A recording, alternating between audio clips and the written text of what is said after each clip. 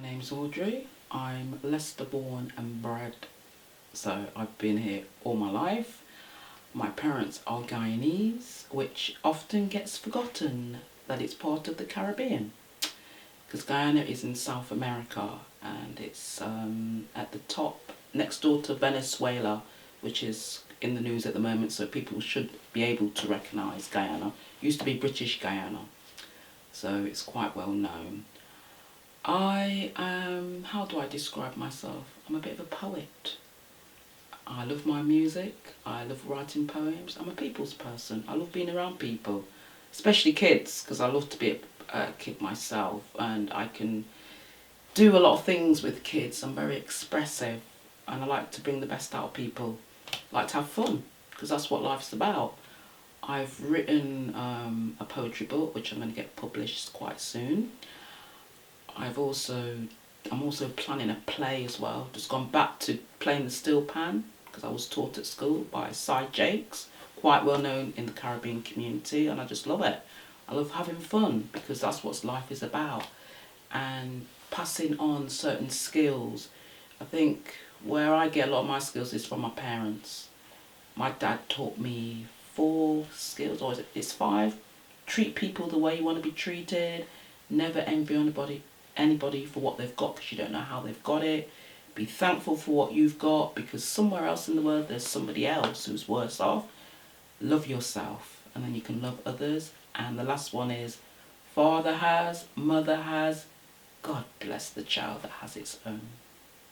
So, in a nutshell, who's Audrey? Audrey is, I'm the black Audrey Hepburn.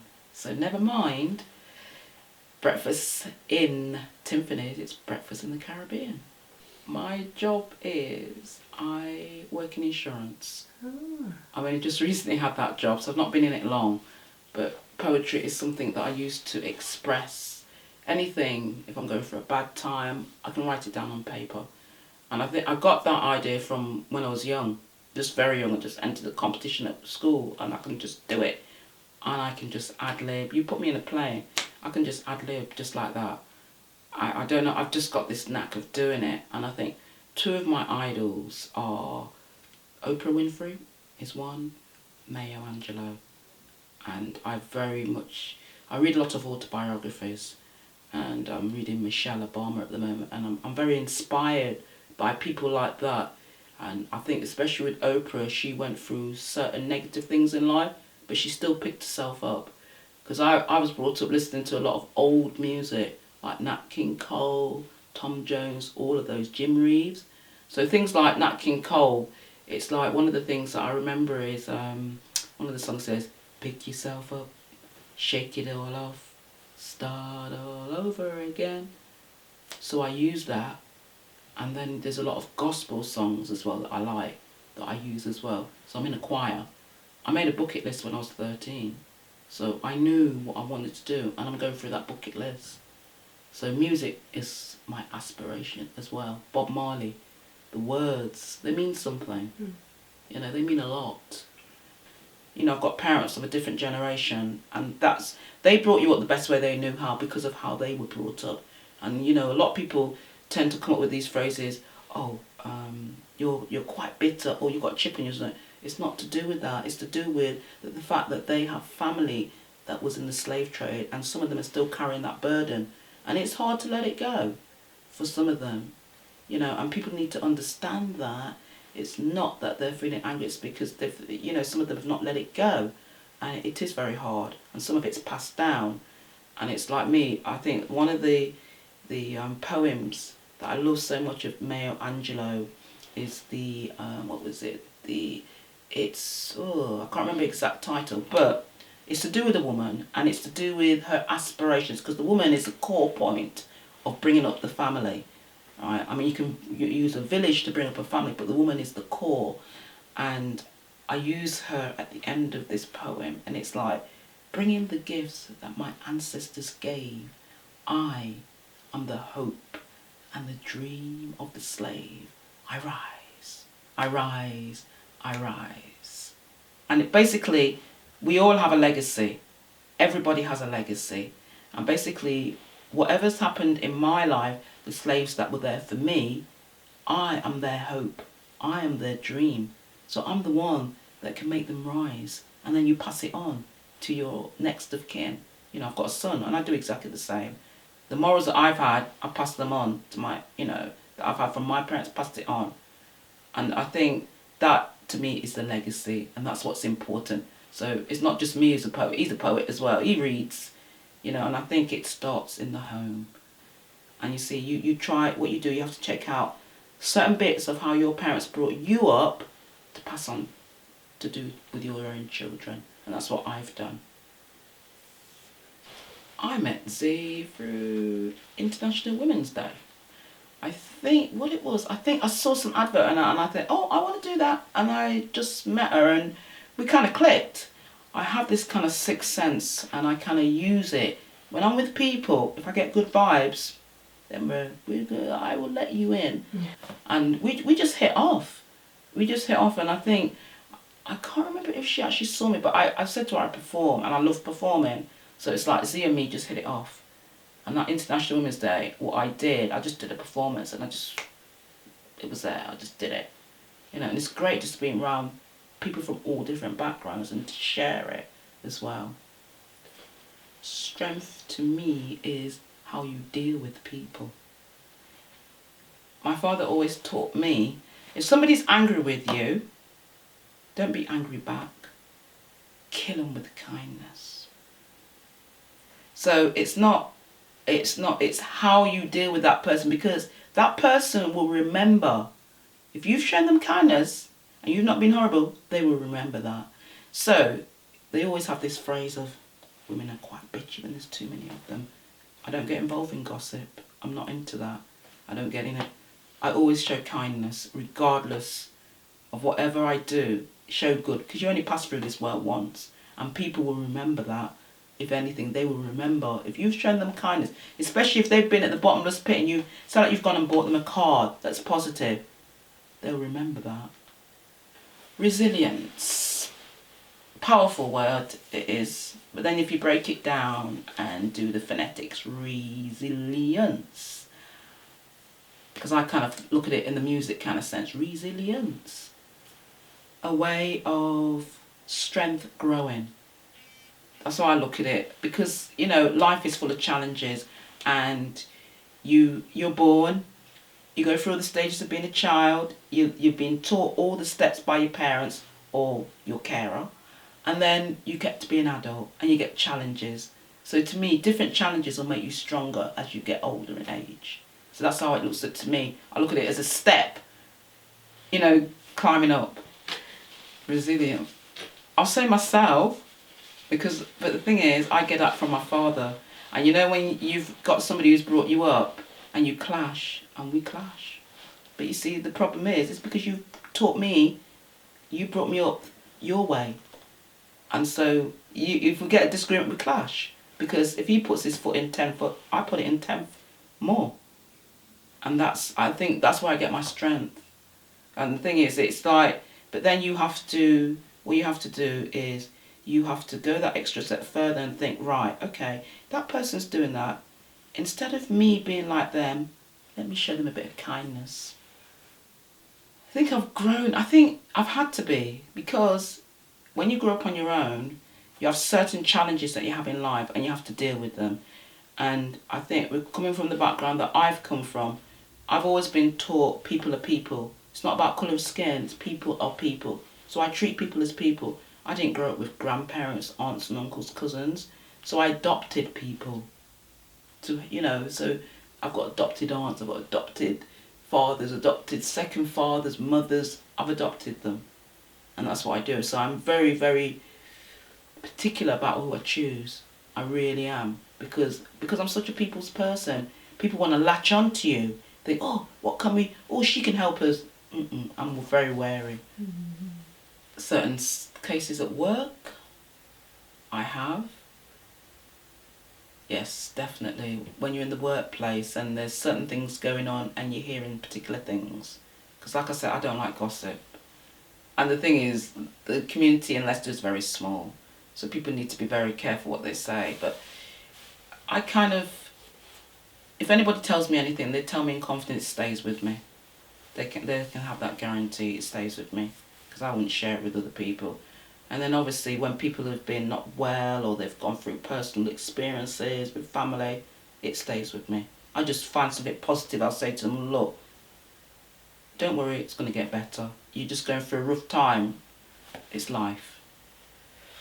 Yeah, I can, because we're all human. I think when you lose somebody and you kind of think, oh, I just talked to that person last week. And then you sort of like get guilt complexes. I wish I kept in contact. But it's putting things in perspective, because at the end of the day, we are born and we know we're going to die. So if you use those two concepts, because obviously I've got a Christian background, so I use those two concepts, it's kind of, I look at what did that person teach me, and I try and live that, that little bit of that legacy. And I think I have memories, I have photos, and I have the words that they've given me. So to me, that's a legacy. So I kind of hold on to that, and that's what keeps their memory alive. And I think, well, that's what I have to do to keep their memory alive and pass it on to other people. My poems, my music is my medicine, my cure. Put my music on, I'm gone. I'm poems that I've written, things that people have sent to me, but I think my music is my strength. Yeah, different people, different agencies I tend to use. And, often when your parents give you advice, you don't use it at the time, but I store it. And then I use it when I need to. So, we've got a lot of Guyanese phrases, and they'll use. And it's when you're a child, you don't understand, because you're like a little human. You don't understand why. And it's only when you get older, then you realise. And a lot of people will say, oh, you've got a child. You're just being like me. Your father, you can hear yourself. But it is strange when you think certain things that they were saying to you, it comes back to you. But then at the same time, you don't want to admit that they were right. Because to me, certain things of the old generation, I don't think are right, because it depends on the degree at which they're doing it. So there are some things I don't agree with, and I don't use them. But others, I will use them. It should occur a lot in the home, but what is happening now, I think because of the mobile phone and social media, it's not occurring as much, I don't think, because those social media is actually isolating people. When you didn't have the mobile phone, people will get together. Now they've got that, they're even going to the restaurant and everybody is on the phone. It's isolating them. Social media, they need to get away from that, where you either have it where if you go to a restaurant, right, you're not allowed to use the mobile phone here, you have to communicate. Because then it makes people communicate. Because social media, I think, is a coward's way out, because people are using it to bully, and that isn't good. And they can be anonymous, and that's not good. When I was growing up, people will say things in front of your face, and you either disagree or whatever, and you use your fists or whatever. Nowadays, it's on the mobile phone, and to me, a child or a person can be in a room, and that is going on in there, and the parents or adults might not even know what's going on. So I think society has changed a lot, and I think social media, it's got a lot to answer for. It can be used in a positive way, but you've got to have a bit more control. There's got to be more control over it. But I think government needs to be involved. You also need to have the people that are in control of the social medias. I mean, Facebook, there's a lot of money being made. And I think personally, things like when it comes to funerals and people on their last way out, they should not be on there. Things like that should not be on there. They should. You see, the thing is, they can fill out all the details and say they're how old, and kids can do it. There's a loophole with everything that's man-made, and kids can go on there and do it. And there's parents might not know, But there needs to be, you've got to have more control. There's got to be something there. Either they've got to make it whereby you have to have some kind of adult, I don't know, there's got to be something. Something has got to be controlled there. Because kids, they're just kids, they're innocent. And they'll go onto a site, or if they're in a group, they'll do it for fun, or they'll tease each other, bully each other to go on it. So they can put in any age. Who's to know? And that is the problem you've got. Yes, it is, definitely, it is. Because obviously, depending on how strong you are, it may affect things like anxiety, it may affect emotion, it might make you tearful. It depends on what the situation is. Obviously, if it's death, there are going to be a lot of emotions there. There might be guilt, there might be tears, there might, you might feel angry. Because some people kind of lose their faith and they think, well, why? It's not fair. And I think there's not a lot said about death, and I think we need to talk about it more, because it's a natural thing that's going to happen. You just don't know how, and you just don't know when. And people don't talk about it enough. Well, the thing is, I think everybody's got strength. Everybody's got strength, everybody's got weakness, everybody gets anxious, everyone's got emotion. And I think basically what it is, people have to accept in themselves that anybody can have a mental problem. And I think I've grown up with labels. So, and I don't agree with labels. When they talk about special needs, everybody's got a special need. I really don't agree with all these labels. And I'm like, when I go to fill out forms, I'm like, here we go, right, what should I do? Which box should I put in this time? I'm a human being. I don't want to be put in a box. I want to be treated as a human being. It's like Bob Marley always said, one love, one human race. And that is what it is about. We do come from one human race. So everything that happens, doesn't matter what colour, creed, what religion, we are one race. So it's just one love. And that's why we need to share our strengths and our weaknesses with each other and talk to each other, instead of all this divide.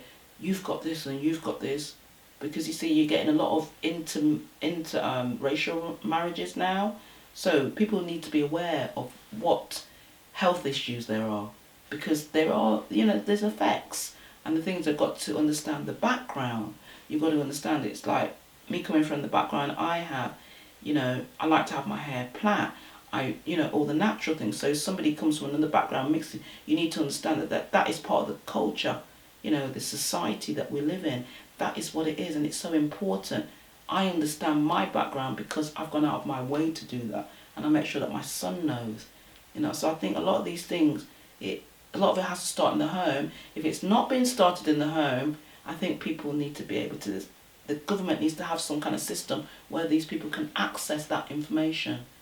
And the thing is, by cutting all these services, that is not helping, because you don't have that structure of auntie, uncle. You don't have that structure. They need to have something to do, especially the kids. Community centres, you need them. You need to have those things. I know all this was started when they say, oh, volunteers. Yeah, but volunteers have got their own life as well. What happens when the volunteer gets tired? Who's going to replace that? Yet they say we have an ageing population. Ageing population, but, if you don't, help the young and the old, how are things going to progress? You want to take away things from the older people that have suffered. I don't think that's right. They have suffered so that the younger people can get. So, taking away certain things from it, I think that's wrong.